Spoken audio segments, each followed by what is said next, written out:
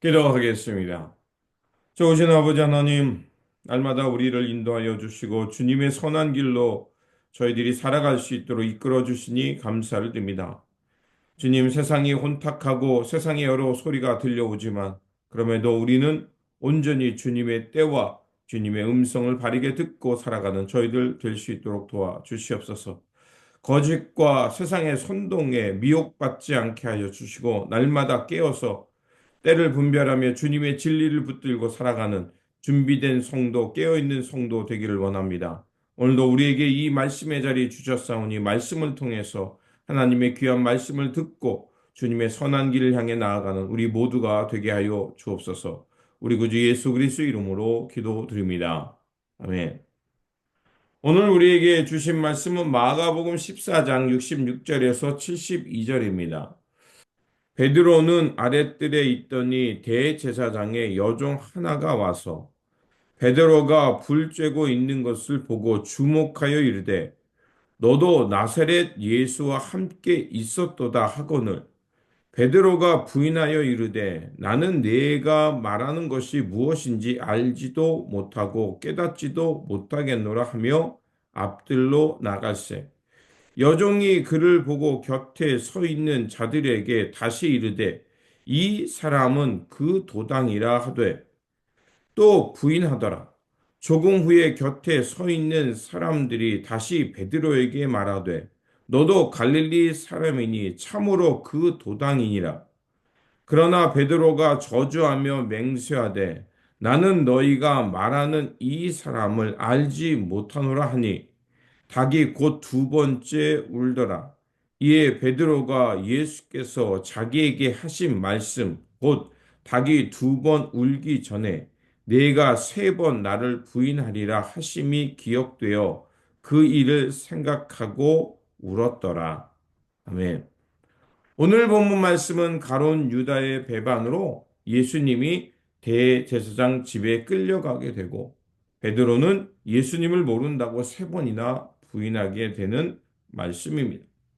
열두 제자 중 한 명인 가룟 유다가 유대교 지도자들과 결탁해서 예수님을 팔아 버립니다. 예수님께서는 이제 대제사장에 끌려가게 될 때 다른 제자들은 다 모두 달아났지만 그래도 베드로는 멀찍이 예수님을 따라가서 대제사장 집안 마당까지 들어가게 됩니다. 그때 한 하녀가 베드로를 보고 그가 예수와 함께 다녔다고 말을 합니다. 베드로는 그녀의 말에 두려워서 예수님을 모른다고 부인하게 됩니다. 또 그 하녀가 곁에 있는 사람들에게 베드로는 예수님과 함께 했던 무리 중에 한 사람이다라고 말하자 베드로는 또다시 더 강력하게 부인합니다. 그리고 17절에 보니까 이번에는 그 세 번째 부인을 하는데 어떻게 하냐면 예수님을 저주하고 맹세하면서 나는 당신들이 말하는 그 사람을 알지도 못한다. 더욱더 부정하게 됩니다. 베드로는 죽을지언정 예수님을 부인하지 않겠다라고 호언장담했습니다. 하지만 그의 그 장담이 얼마나 힘없이 부정당하고 또 예수님을 모른다고 부인하게 되는지 그 결과가 오늘 본문 속에 나옵니다. 베드로의 반복되는 부인은 그도 우리와 같은 믿음이 연약한 사람임을 드러냅니다. 그리고 베드로가 세 번 주님을 모른다고 부인하자 두 번째 닭이 울게 됩니다. 그때 베드로는 예수님께서 자신에게 하셨던 말씀, 닭이 두 번 울기 전에 내가 나를 세 번 모른다고 할 것이라는 말씀이 생각나게 되고 그는 그 자리에서 통곡하며 울게 됩니다. 예수님께서 이 말씀을 하셨을 때 베드로는 자신은 결코 예수님을 모른다고 부인하지 않을 거라고 장담했습니다. 아마 그때는 그 말은 거짓말은 아니었을 것입니다. 하지만 대제사장 집안 앞마당까지 따라갔던 그 베드로, 그렇게 나름대로 그 말씀을 지키려고 했습니다. 그런데 그 마음과는 달리 그 주변에 있는 사람들의 그 예수님과 한패라는 그 말 한마디에 두려움에 빠졌고 속절없이 그의 그 호언장담했던 말은 무너지게 된 것입니다. 베드로의 이런 모습은 우리가 얼마나 연약한 존재이며 예수님을 향한 믿음이 얼마나 쉽게 무너질 수 있는가를 깨닫게 하는 순간이었습니다. 베드로가 예수님을 모른다고 3번 부인한 것을 예고했음에도 불구하고 베드로는 이렇게 힘없이 무너졌던 겁니다. 어찌 보면 예수님께서 베드로에게 말씀하셨던 네가 나를 모른다고 3번이나 부인할 것이라는 이것은 베드로를 탓한 것이 아니라 어찌 보면 이 우리가 얼마나 연약한 인간인지를 알려주시는 예수님의 은혜이기도 하고 예수님의 안타까움일 것이기도 한 것입니다.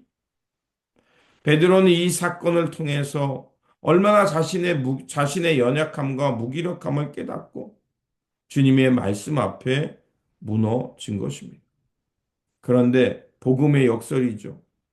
우리의 이 연약함이 드러나는 그 순간 하나님의 회복과 은혜가 임하는 순간이기도 합니다. 베드로는 예수님께서 하신 말씀이 생각나서 울었다라고 되어 있습니다. 이것은 무엇이겠습니까?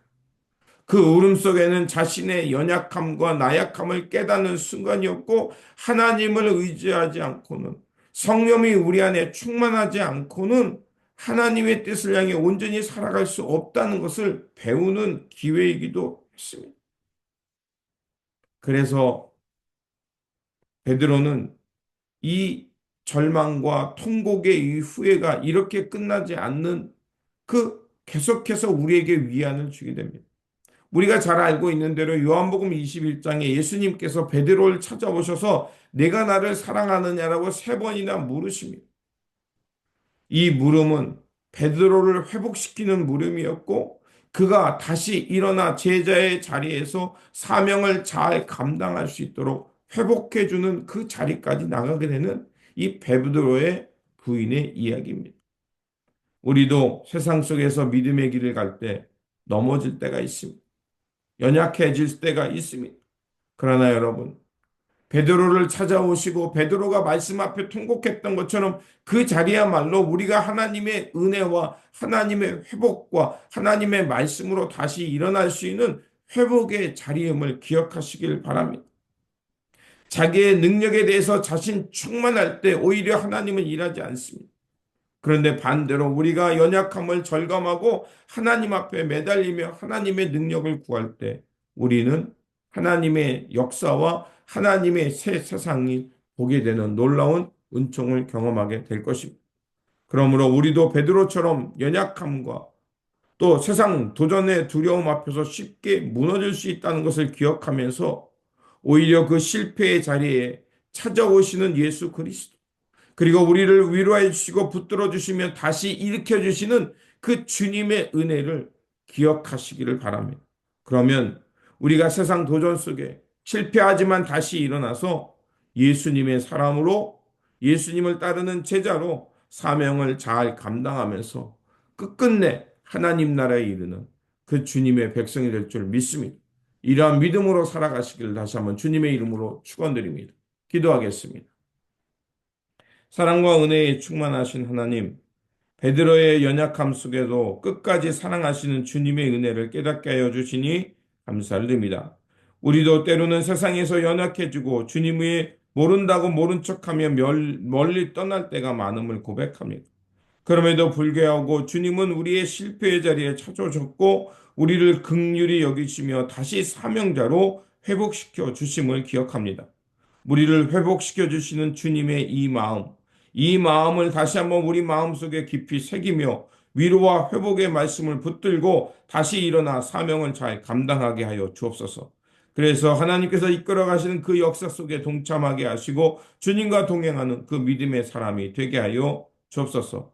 우리의 연약함을 아시고 다시 일으켜 세워 주시는 우리 구주 예수 그리스도 이름으로 기도드립니다. 아멘.